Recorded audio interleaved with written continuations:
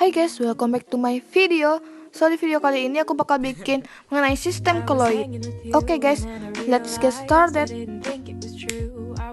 Koloid yaitu suatu campuran zat heterogen antara dua zat atau lebih, di mana partikel-partikel zat yang berukuran koloid tersebar secara merata di dalam zat lain. Yang kedua, jenis-jenis koloid. Yang pertama yaitu sol. Sol yaitu sistem koloid dengan fase terdispersi berupa zat padat dalam medium pendispersi zat cair. Yang kedua, aerosol, yaitu sistem koloid dengan fase terdispersi berupa padat atau cair dalam medium pendispersi gas. Yang ketiga, emulsi. Emulsi yaitu sistem koloid dengan fase terdispersi cair dalam medium pendispersi cair. Yang keempat, buih.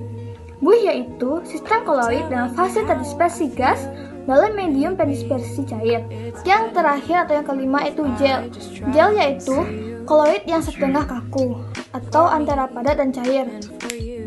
Selanjutnya, sifat-sifat koloid. Yang pertama yaitu efek Tyndall dan Gerard-Brown. Efek Tyndall yaitu peristiwa penghamburan cahaya oleh partikel koloid. Sedangkan Gerard-Brown yaitu gerak acak partikel koloid dalam medium pendispersinya. Yang kedua yaitu muatan koloid.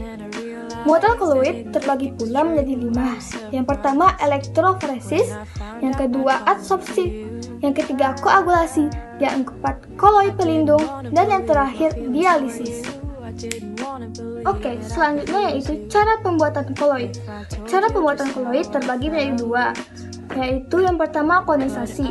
Cara ini dapat dilakukan melalui reaksi-reaksi kimia seperti reaksi hidrolisis, reaksi redoks, reaksi dekomposisi rangkap, serta penggantian pelarut. Yang kedua itu cara dispersi. Cara dispersi terbagi pula menjadi 4. Yang pertama itu cara mekanik, yang kedua cara homogenisasi, yang ketiga cara peptisasi, dan yang terakhir Boswell breeding. Oke teman-teman, jadi aku mau jelasin dari ketiga kelas ini mana yang termasuk koloid. Dimulai dari kelas yang pertama. Kelas yang pertama ini berisi air dan beras. Kelas pertama ini disebut dengan suspensi. Jadi kelas pertama ini tidak termasuk koloid. Lanjut ke kelas yang kedua yang berisi larutan garam dengan air. Kelas kedua ini disebut larutan dan bukan koloid. Lanjut ke gelas yang ketiga yang berisi susu. Gelas ketiga ini disebut koloid emulsi cair karena susu mempunyai fase terdispersi cair dan medium pendispersi cair. Jadi gelas ketiga ini termasuk koloid.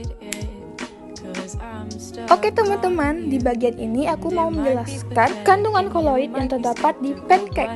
Yang pertama, di dalam pancake terdapat telur. Telur yang dikocok hingga berbusa sehingga telur termasuk koloid buih, di mana fase terdispersinya gas dan medium pendispersinya cair. Lanjut, di dalam pancake juga terdapat susu. Campuran susu dengan air disebut koloid jenis emulsi, di mana fase terdispersinya cair dan medium pendispersinya cair. Dan yang terakhir keju. Keju yang digunakan sebagai topping termasuk jenis koloid emulsi padat, di mana fase terdispersinya cair dan medium pendispersinya padat.